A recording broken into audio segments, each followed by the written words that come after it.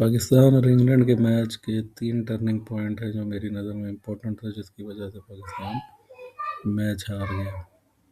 तो सबसे पहला टर्निंग पॉइंट है वो ये है कि पाकिस्तान ने जो है एक अच्छे स्टार्ट के बाद मिडल ओवर में बहुत सारे विकेटें लूज़ की हैं, जिसकी वजह से जो है वो उनका जो स्कोर है 180 प्लस होना चाहिए था, जो कि नहीं हुआ था। 165 जो था वो तो बिलो पार स्कोर था।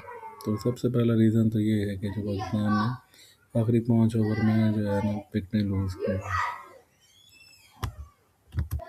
दूसरा जो है वो टर्निंग पॉइंट ये है कि जब पाकिस्तान ने बॉलिंग शुरू की है तो शाहीन अफरीदी ने स्टार्ट में 3 विकेटें आपको ले दी थी, ठीक है। उसके बाद 8 ओवर जब आपके हुए हैं तो 8वें ओवर में उस्मान तारिक ने जो विकेट ली है तो उस टाइम स्कोर था तकरीबन 56 या 60 फॉर 4। तो उस टाइम मैच आपके हाथ में था। तो उस टाइम आपके जो कैप्टन है सलमान अली आगा, उन्होंने उस्मान तारिक को बॉलिंग जो है ना उससे हटा दिया है। मेरे ख्याल में ये सबसे बड़ी गलती थी, क्योंकि उस्मान तारिक ही आपके स्ट्राइक बॉलर हैं जो कि आपको हैरी ब्रुक की विकेट दिला सकते थे। तो उनको ब्रेक दिलाने की समझ नहीं आई कि उनको क्यों ब्रेक दिलाई। और उसके बाद जो 3 ओवर थे नेक्स्ट, उसमें इंग्लैंड ने 36 स्कोर किया और स्कोर जो है वो आपका 100 पे चला गया, ठीक है। उसके बाद फिर उन्होंने उस्मान तारिक को जब ओवर दिया तो उस्मान तारिक ने आपको एक विकेट और लेके दी, तो जिस पे जब स्कोर था वो आपका हो गया था 105।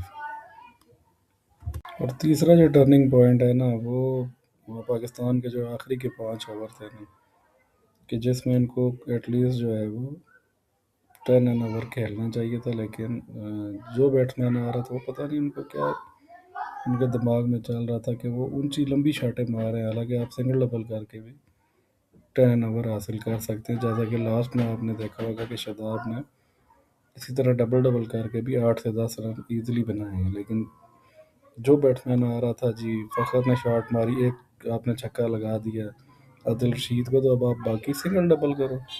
तो आपने अगली बॉल पे एक बॉल छोड़ के फिर हिट मारी और आप आउट हो गए। उसके बाद उस्मान खान आया तो उसने भी यही हरकतें शुरू कर दी।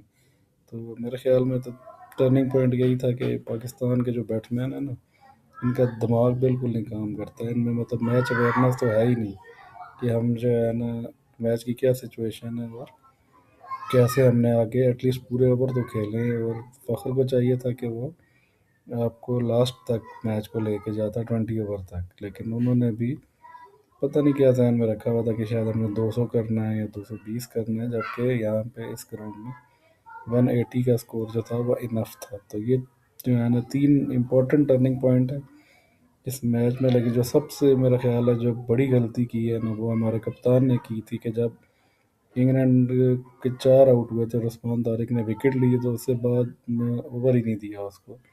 अगले 3 ओवर उन्होंने मेरा ख्याल करा दिए आपके शदाब से और मोहम्मद नवाज से, जिसमें इंग्लैंड ने 36 से 40 स्कोर बनाया।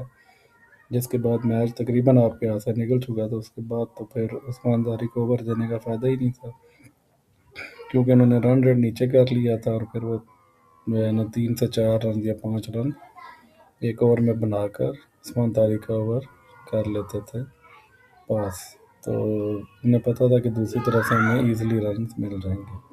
तो ये 3 जो है ना ये टर्निंग पॉइंट थे पाकिस्तान और इंग्लैंड के मैच के।